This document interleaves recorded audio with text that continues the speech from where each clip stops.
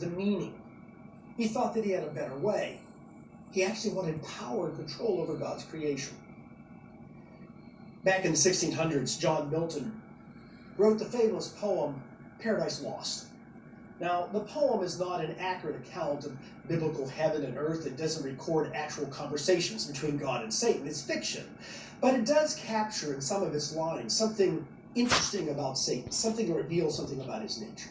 And one that I've always thought interesting is when Satan makes the comment, "It is better to reign in hell than serve in heaven." This is sort of a remarkable insight into the archangel who became the adversary of God. He's so filled with self-pride that he finds serving God and God's way of loving others as repulsive. Now, Satan doesn't deny the existence of God. He knows God exists. I mean, he has seen God in his glory. He has been on that sea of glass before the throne of God. He shouted in excitement, as did all the angels when God created the physical universe. He simply hates how God thinks.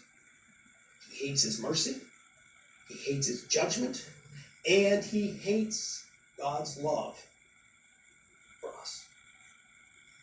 Now, the existence of Satan explains evil. And you may even believe that he affects evil criminals, right? He affects mass murderers, people who commit hate crimes, maybe people who participate in voodoo, but he can't affect you, right? He can't affect you.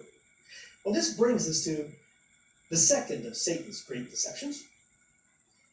Satan has little influence on people. Okay, if he can't get you with the first one, I don't exist, his second one's going to be, yeah, but he can't hurt me. He can't affect me. I'm a step ahead of him. He only affects evil people. He can't affect me. I'm okay. We'll look at something that the Apostle Paul wrote here that's very important in this discussion of Satan. We're going to be looking at the New Testament and what we discuss here. To the church at Ephesus. These are Christians, remember. He's writing to a church. He says, "And you he made alive, who were dead in trespasses and sins." In other words, he tells these people, you were dead. God made you alive. That's the he here, is God. He made you alive. You were dead. You couldn't get out of your sins, and your sins were going to kill you. But notice what he says next, because remember who he's writing to, because this applies to all Christians, even to today. "In which you once walked, according to the prince of the power of the air, the spirit who now works in the sons of disobedience." This prince of the power of the air, he influences human beings with thoughts, emotions. And in that influence, we become a little bit like him. Notice this next sentence. "Among whom also we all," and Paul includes himself, we all have to admit, we all have been influenced by Satan, more than we realize.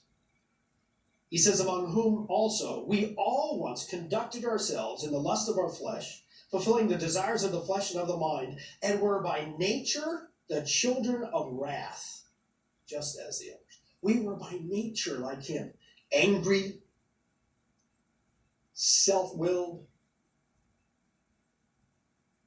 Human nature, the problem with human nature is we've become a little bit like this God of this age.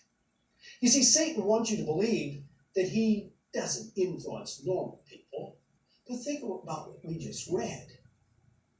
Everyone has been deceived by Satan and influenced by Satan, so therefore it is normal to be under his influence. That is what normal is. All of us normal people, we're not the evil people, not the crazy people, all of us normal people are under Satan's influence, because we all think we're normal, don't we? Only abnormal people, those who have given their lives to God, to be freed and saved and recreated, can be freed from Satan's influence. So I hope you're beginning to understand. You may believe that Satan exists, but if you believe that he can't influence you, you're already deceived. You're already deceived.